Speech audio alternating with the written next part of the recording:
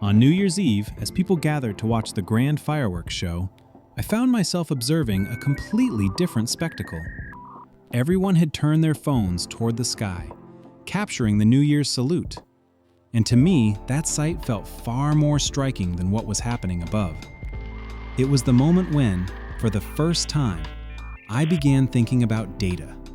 Its flow, data centers, telecommunications, towers, and what truly constitutes the infrastructure that sustains modern economies. Roads, the ones we physically travel, matter less and less. Optical fibers matter more and more. It's decreasingly cars that carry us from one place to another, and increasingly data that, both literally and figuratively, drives and warms the economy. Electricity has become oxygen, and data centers, the lungs. With the arrival of artificial intelligence in our daily lives, the playing field and the rules have changed.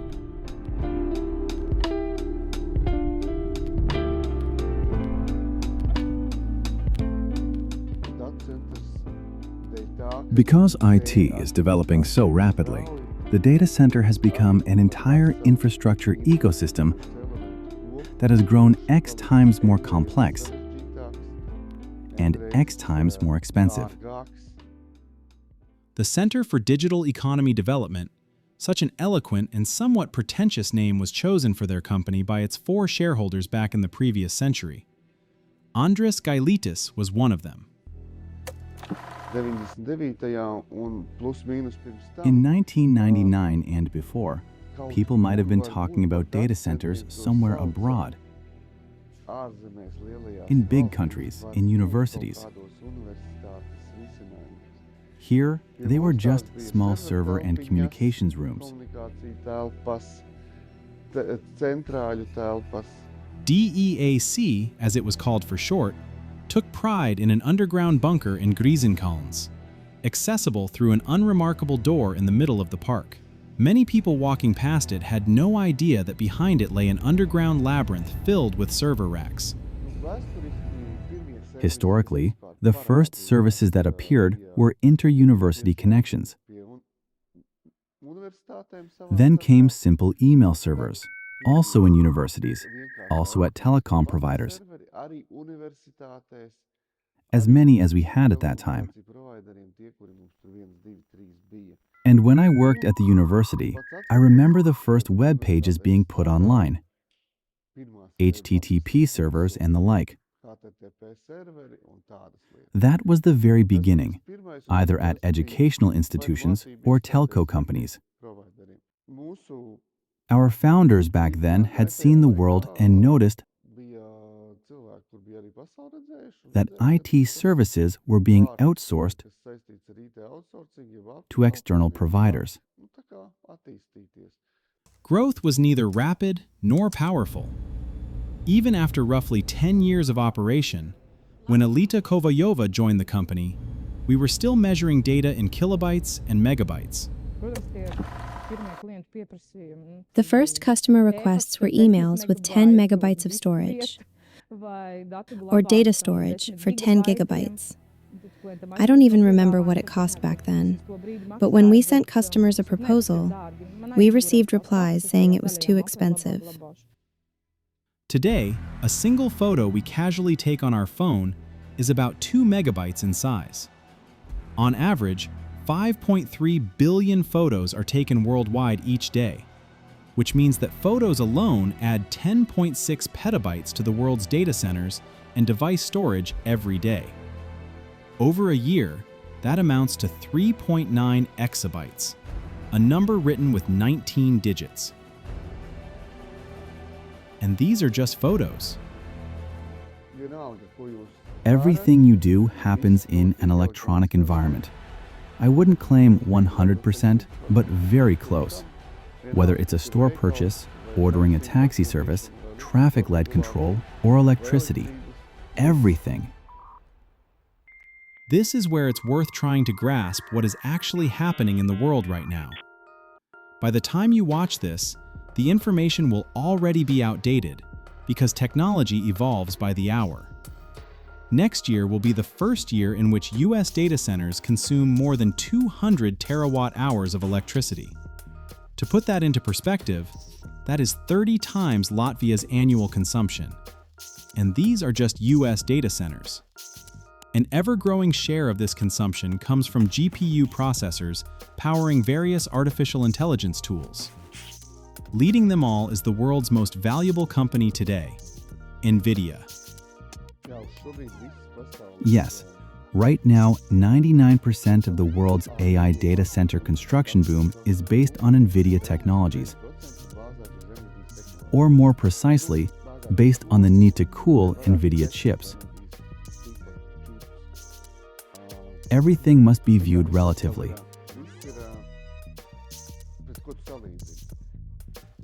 It's clear that energy consumption right now is beyond any reasonable limits.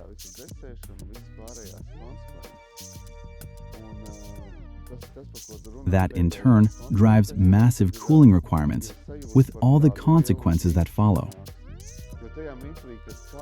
And at the latest industry conferences, people are openly saying this won't end well. Because if someone at some point invents chips that do the same work but consume much less electricity, or the opposite, then this entire house of cards in the major economies could be seriously shaken. Rihards Kalatovs joined the Digital Economy Development Center I mentioned earlier several years ago.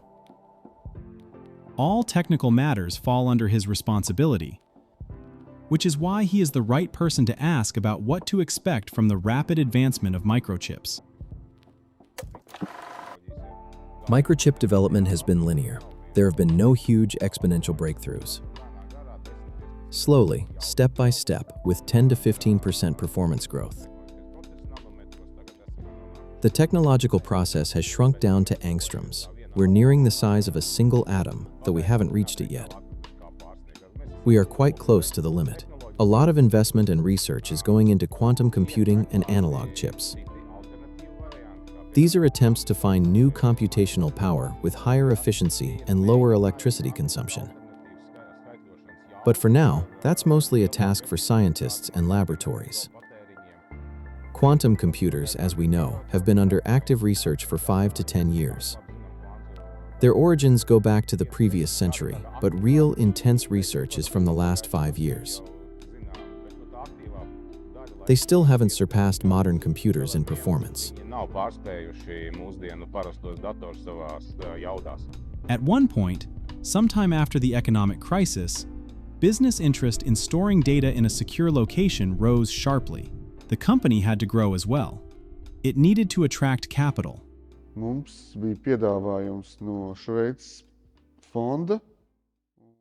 We received an offer from a fund in Switzerland. We decided to sell the whole company because at that moment it was the best possible decision.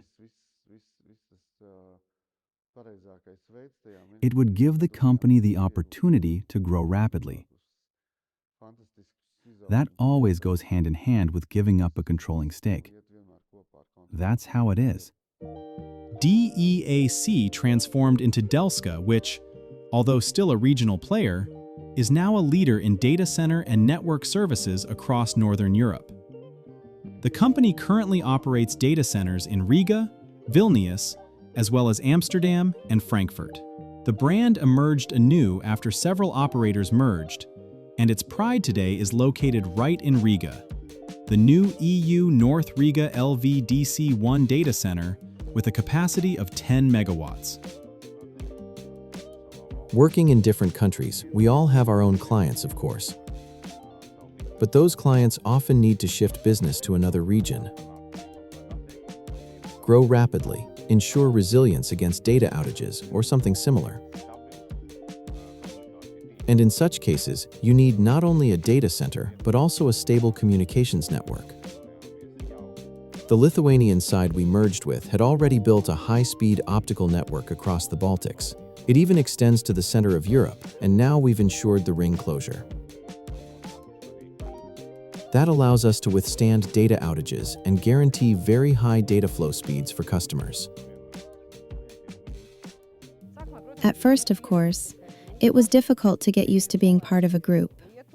There are colleagues in Lithuania. There are several data centers, not just our two in Riga. There are other ambitions. You have to step into different shoes. You have to climb a step higher and meet different requirements. But a group company is a group company. You're no longer alone. You can't think only about yourself. You have to think about the overall reputation. There's no longer, this is yours, that is ours. No, we all think and act in one direction. We are one team, and we have to work together. That was probably the hardest part at the time. The mindset was very local. Our team, our Latvia. Building a new data center from scratch is a highly resource-intensive and time-consuming process. Its design and construction differ significantly from a typical industrial building. Here we have a fundamental difference from any private building or even large objects like shopping malls or warehouses.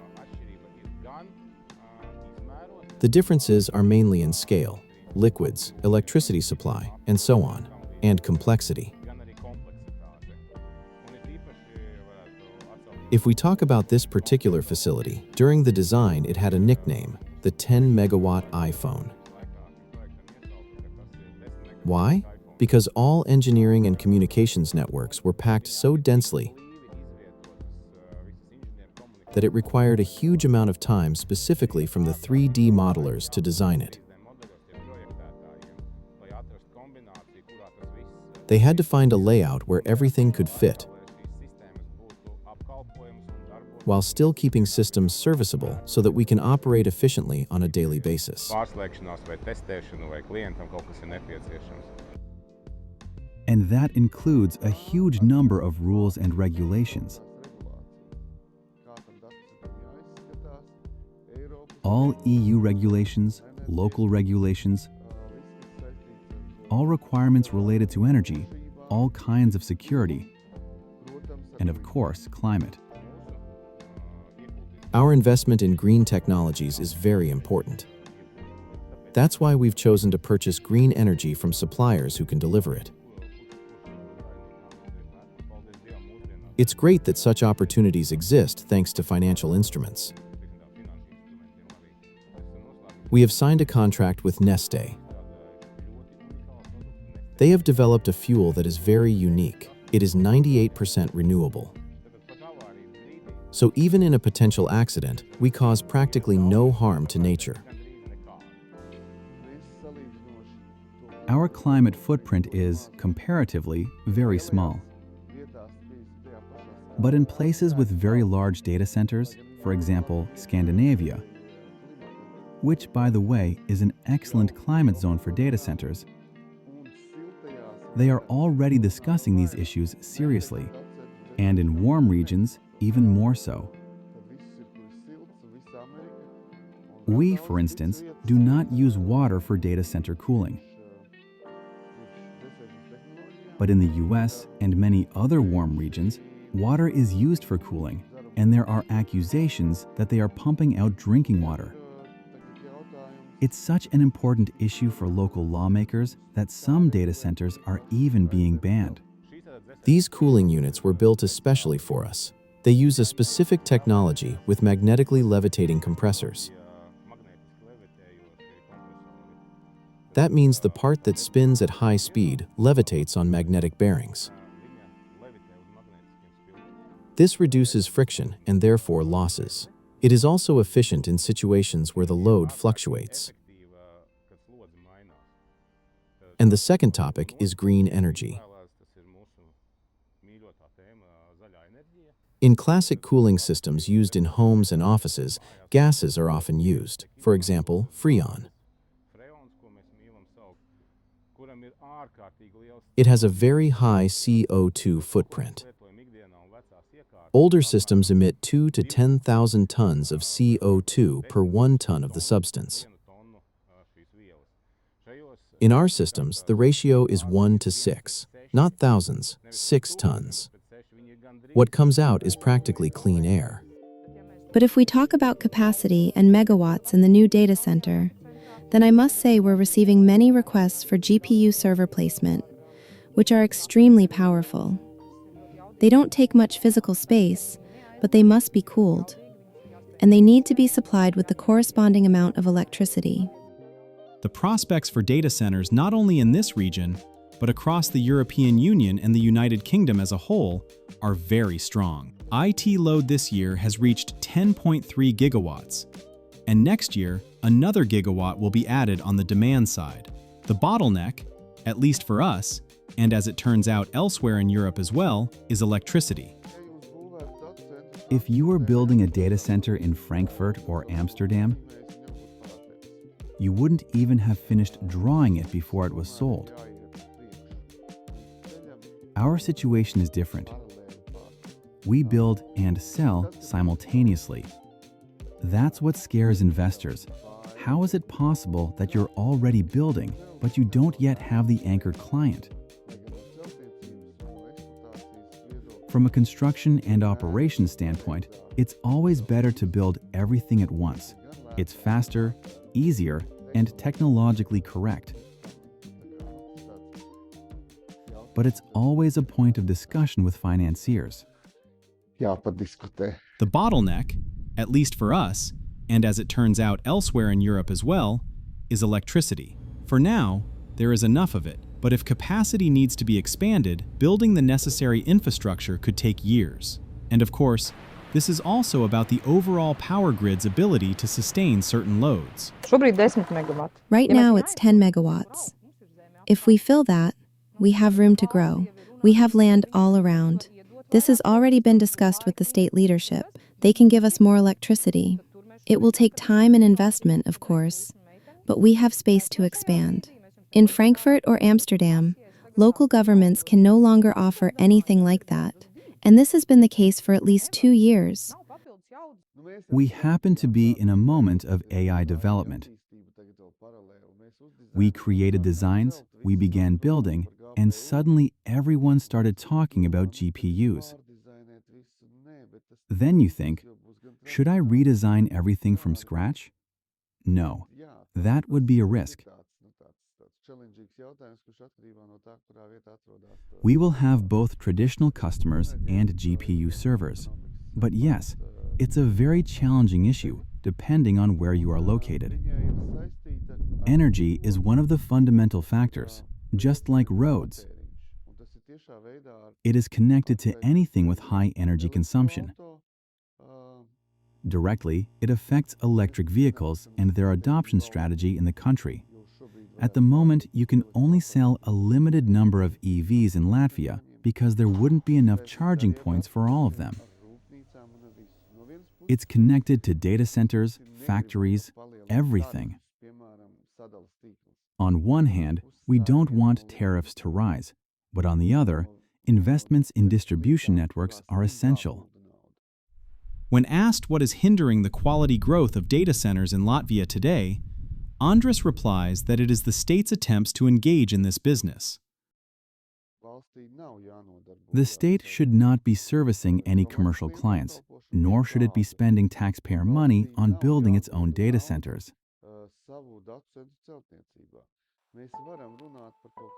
We may be talking about very sensitive information for 1 or 2 organizations that have extremely special data that truly cannot be stored elsewhere. But that does not require data centers.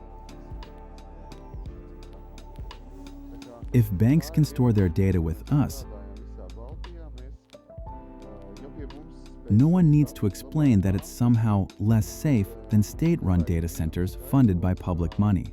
Whatever winds may blow across the shores of the United States in the context of artificial intelligence development, Europe and Latvia continue to move at their own pace, guided by rational considerations. As our economies grow, data volumes will grow, and data centers will grow as well. Together, We must think about energy sufficiency and security so that when we lift our phones toward the sky next New Year's Eve, we don't end up seeing the message, insufficient storage. Mums ir arī kolēģi no Polijas. We have a colleague from Poland. She has huge life and professional experience. She keeps reminding us that we must be much louder, much more visible, more aggressive. We do many fantastic things, but as Latvians, we speak about them modestly. And to all those who fill social media with stories about Latvia failing or being last in Europe, I say, look at yourselves in the mirror.